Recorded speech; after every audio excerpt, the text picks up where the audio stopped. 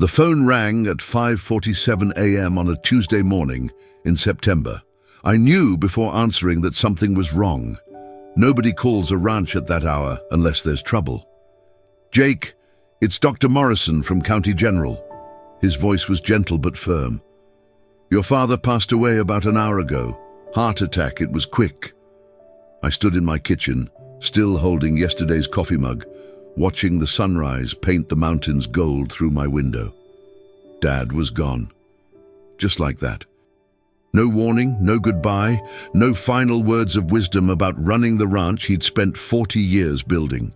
Marcus arrived within the hour, his BMW looking out of place next to my dusty pickup. My younger brother had always been different from Dad and me. While we worked the land, he worked spreadsheets in the city. While we wore boots and jeans, he wore suits and ties. "We need to talk about arrangements," he said, not even waiting for the coffee to brew. I nodded, still processing the reality. Dad had been healthy, strong working cattle just yesterday. Now Marcus was talking about funeral homes and probate lawyers like he was planning a business meeting. "There's also the matter of the will," Marcus continued, pulling out his phone. "I've already contacted Peterson and Associates. They handle estate law." Something in his tone made me look up. There was an eagerness there, a calculation that made my stomach turn. I'd lost my father, but Marcus seemed to have found an opportunity. "Let's bury him first," I said quietly. Marcus shrugged, already scrolling through his contacts. "Time is money, Jake. Dad would understand." That's when I knew this wasn't going to be simple. The funeral was everything Dad would have hated. Marcus insisted on an expensive casket, flowers that cost more than most people's monthly salary, and a reception at the country club instead of the church hall where Dad had attended every Sunday for 30 years. I stood at the graveside, watching them lower the man who taught me everything about life, work, and integrity into the ground. The preacher spoke about eternal rest, but all I could think about was Dad's hands. Weathered, strong hands that had built fences, delivered calves, and never signed a document he didn't understand completely.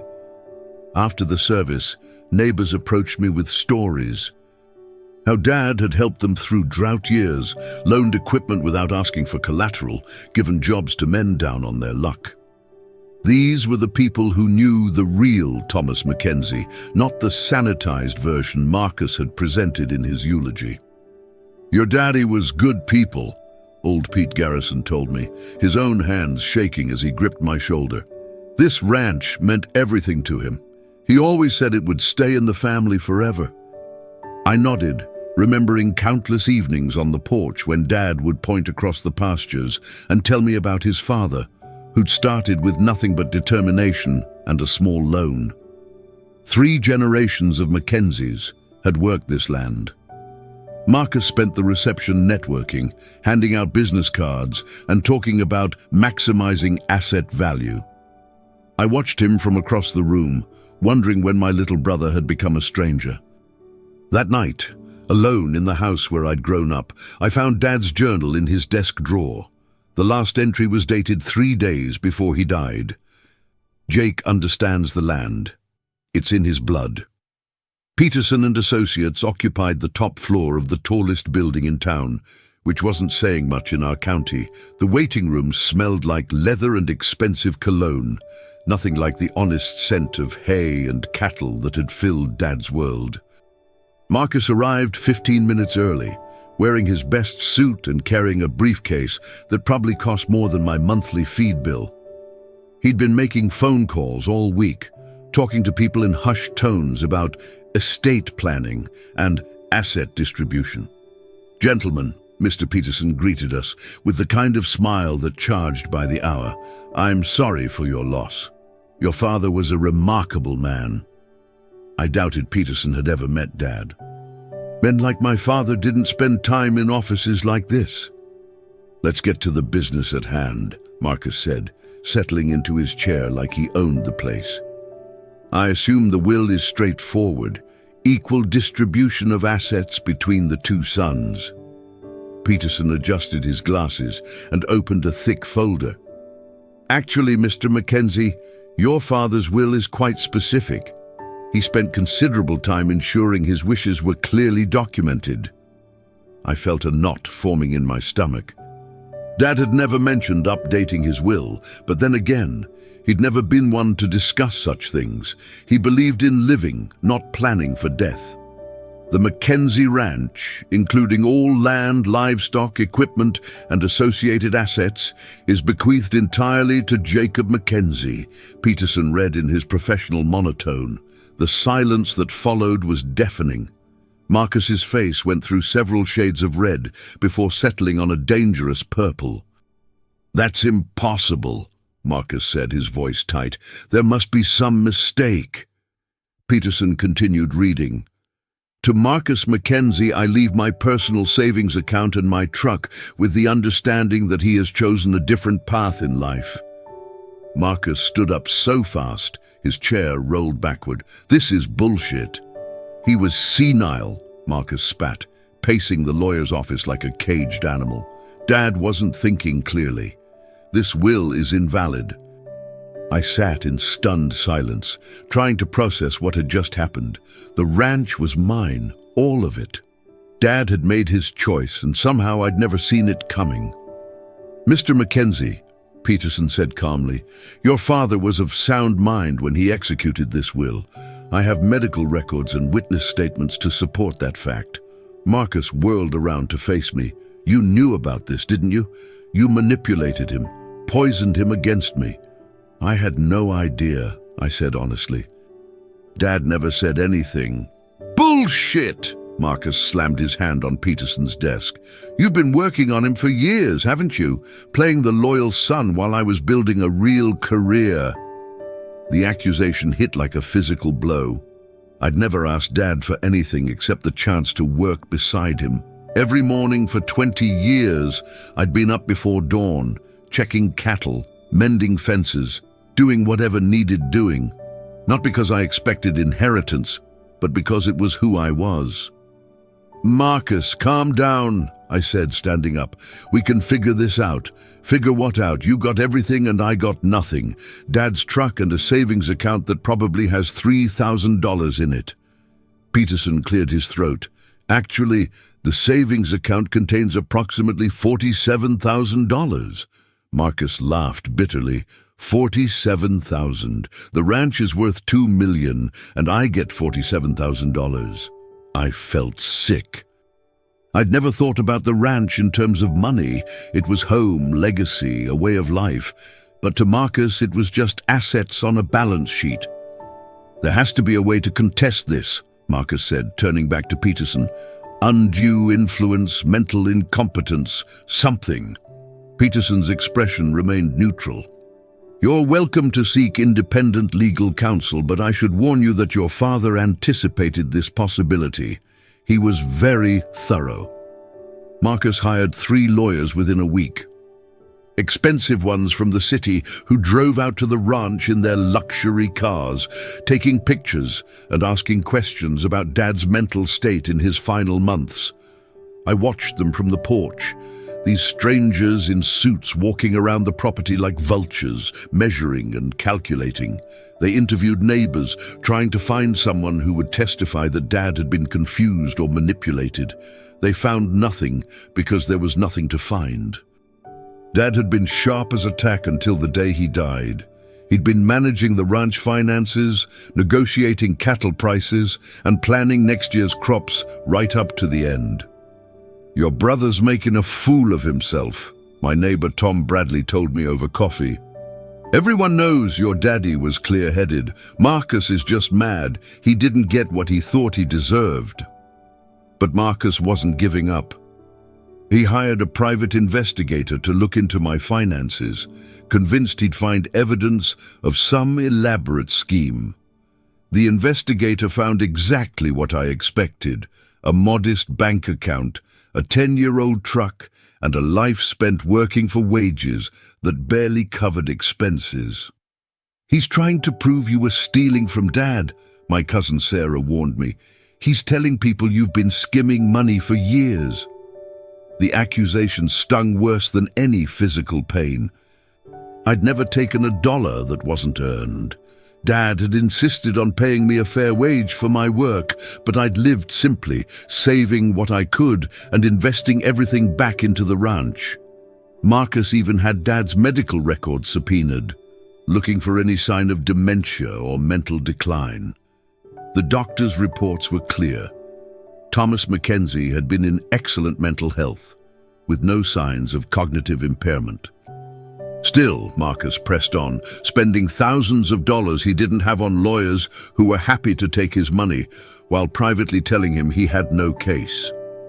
Thanksgiving dinner had always been held at the ranch.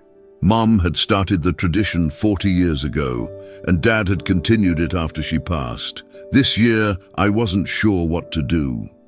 Marcus showed up anyway, bringing his wife Linda and their 2 kids.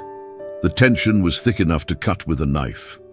"Uncle Jake, Dad says you stole Grandpa's ranch," my 8-year-old nephew Tommy announced over turkey. Linda shot Marcus a furious look. "We don't talk about adult business at the table." But the damage was done. Marcus had been poisoning his own children against me, turning family gatherings into battlefields. "I didn't steal anything," I told Tommy gently. "Grandpa left me the ranch because he wanted me to take care of it." "That's not what Dad says," Tommy replied innocently. Marcus set down his fork hard enough to rattle the plates. "Don't lie to my son, Jake. We all know what really happened here."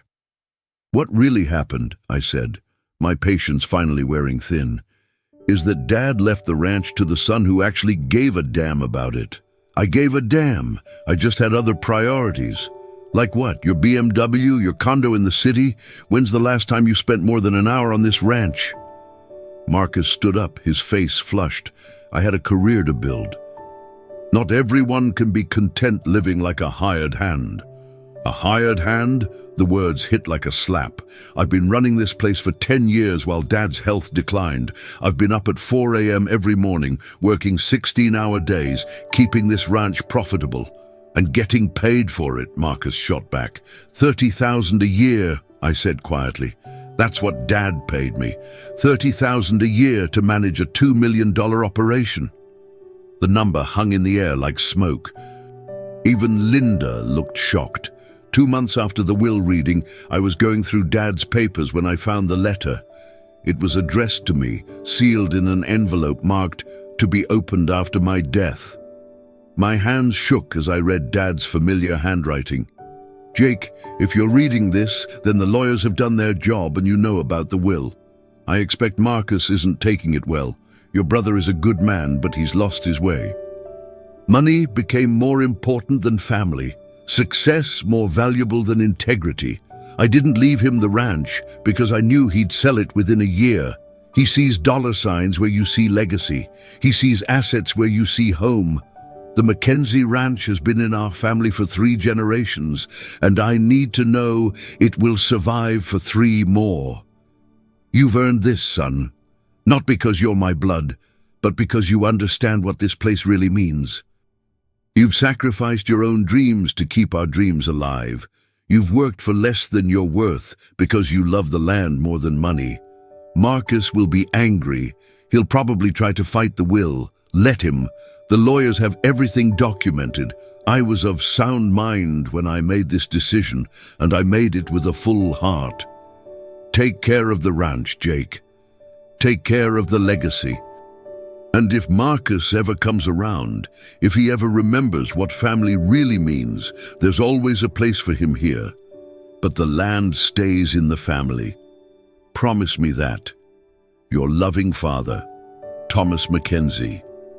I read the letter 3 times before the words fully sank in. Dad had known exactly what he was doing. He'd seen the man Marcus had become and made the hard choice to protect what mattered most. That evening, I called Marcus and read him the letter over the phone. The silence that followed lasted so long, I thought he'd hung up. He really thought that little of me, Marcus finally said, his voice barely a whisper. He thought the world of you, I replied. But he knew you'd lost sight of what's important. Spring brought new challenges. The ranch needed repairs that would cost more than I had in savings. The roof on the main barn was failing and 3 sections of fence had been damaged in winter storms. I was pricing materials at the hardware store when Marcus appeared beside me. He looked tired, older than his 45 years. "We need to talk," he said. We drove out to the old oak tree where Dad used to take us fishing as kids. The creek was running high with snowmelt and the pastures were green with new grass. "I've been thinking about Dad's letter," Marcus said, staring out across the water, "about what he said about me losing my way." I waited, not sure where this was going. "I want to buy you out," he said suddenly. "Half the ranch. Fair market value. We'll be partners." The offer caught me off guard. "Marcus, I can't sell. Dad made me promise to keep it in the family. It would still be in the family. Both our families." I shook my head. "You'd want to develop it. Turn it into subdivisions or sell it to some corporation." "Maybe," he admitted. "But that's not necessarily wrong, Jake. This ranch could be worth $10 million if it was developed properly. We could both be set for life. And then what? Where would the cattle graze? Where would the next generation learn about hard work and responsibility?" Marcus laughed bitterly. "You sound just like Dad. All this romantic bullshit about legacy and tradition. It's just land, Jake, dirt and grass. If that's all you see, then Dad was right to leave it to me." Marcus was quiet for a long time. When he finally spoke, his voice was different, softer. "I used to love this place, you know. When we were kids, I thought I'd live here forever.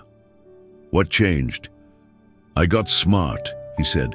"I realized there was a bigger world out there, better opportunities. I thought Dad would be proud of my success." "He was proud of you?" "No, he wasn't. He was disappointed. I could see it in his eyes every time I visited. That night, I couldn't sleep. I kept thinking about what Marcus had said, about Dad being disappointed. I'd never seen it that way, but maybe I'd been too close to the situation to understand. The next morning, I called our cousin Sarah. She'd always been close to Dad, and she had a way of seeing things clearly. "Marcus is right about one thing," she said over coffee. "Uncle Thomas was disappointed, but not for the reasons Marcus thinks." "What do you mean?" "Your dad was disappointed that Marcus never came around anymore, that he stopped bringing the kids to visit, that he treated the ranch like it was some kind of embarrassment." Sarah stirred her coffee thoughtfully. "You know what your dad told me last Christmas? He said he was proud of both his sons, but only one of them still felt like family." The words hit hard. I'd been so focused on the work, on keeping the ranch running, that I'd missed the emotional toll Marcus's distance had taken on Dad. "Marcus thinks Dad left him out of the will because he wasn't good enough," Sarah continued. "But the truth is, Dad left him out because Marcus had already left the family. He's still my brother." "Is he? When's the last time he called just to talk? When's the last time he visited without wanting something?" I couldn't answer because I couldn't remember. Somewhere along the way, Marcus had stopped being my little brother and started being a stranger who shared my last name. "Dad hoped Marcus would come back," Sarah said gently. "He hoped that losing the inheritance would wake him up, make him realize what he'd thrown away. And if it doesn't?" Sarah shrugged.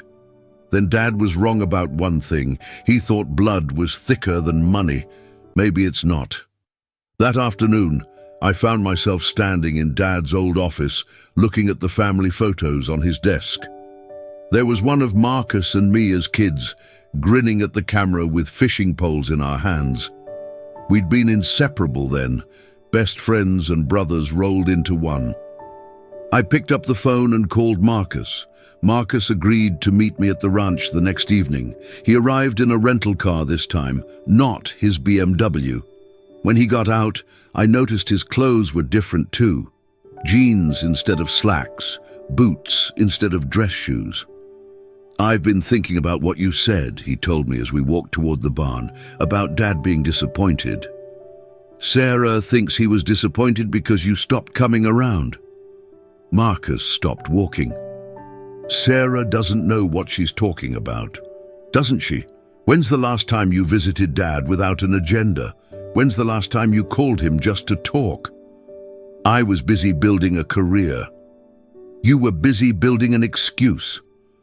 The words came out harsher than I intended, but they needed to be said. Marcus's face flushed red. You think you're so much better than me, don't you? The loyal son who stayed home while I went out and made something of myself. I think I'm the son who was here when Dad needed me. He didn't need you. He needed to sell this place and retire like a normal person. Instead, he kept working until it killed him, because you convinced him the ranch was more important than his health. The accusation was like a punch to the gut. That's not true, isn't it? How many times did I tell him to slow down? How many times did I suggest he hire more help or sell some of the land? But no, Jake knew better. Jake could handle everything. I never told him not to retire. You didn't have to. Your whole life was built around this place. If he sold it, what would you do? Where would you go? You trapped him here with your dependents. The words stung because there was a grain of truth in them. I had built my entire identity around the ranch. It was all I'd ever known, all I'd ever wanted to know. Maybe you're right, I said quietly. Maybe I was selfish, but at least I was here. At least I cared enough to stay. Marcus's anger seemed to deflate. I cared, Jake. I just cared about different things. The argument that followed was 20 years in the making. All the resentment, all the misunderstandings, all the different choices we'd made came pouring out like water through a broken dam. You always thought you were better than me, Marcus shouted. The perfect son who never left home, never took any risks, never tried to be anything more than Dad's shadow. And you always thought this place was beneath you, I shot back. You couldn't wait to get away, to prove you were too good for ranch life. I was too good for this. I made something of myself. I built a career, made real money, lived in the real world. The real world. This is the real world, Marcus. This is where food comes from, where honest work gets done. Your world is just paper and promises. My world pays the bills. My world doesn't depend on weather and luck and hoping the cattle prices don't crash. Your world doesn't mean anything. When you die, what will you leave behind? A portfolio? A corner office? This ranch will be here long after we're both gone. Marcus laughed bitterly. You really believe that, don't you? You think this place is some kind of sacred ground. It's just a business, Jake. A poorly run business that barely breaks even. It's not about money. Everything is about money. That's what you never understood. Dad could have sold this place 10 years ago and lived comfortably for the rest of his life. Instead, he worked himself to death for what? So you could play cowboy. The words hit like physical blows. I felt something break inside me, some last thread of brotherhood that had been holding us together. Get out, I said quietly. What? Get out of here. Get off my land. Marcus stared at me for a long moment. Your land. That says it all, doesn't it? He turned and walked back to his rental car. Before getting in, he looked back at me one last time. Dad was wrong about you, Jake. You're not the keeper of some sacred legacy. You're just a man who's afraid to live in the real world. Marcus left that night and didn't come back. I heard through family that he'd returned to the city, that he'd stopped talking about contesting the will. His lawyers had finally convinced him he had no case.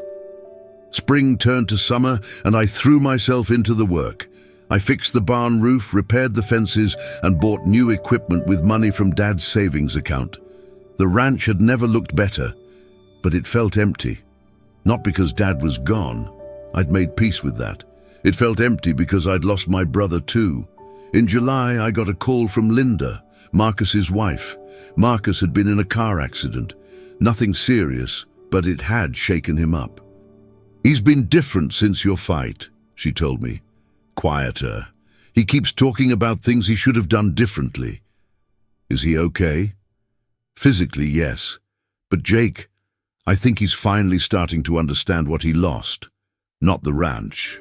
I mean the family.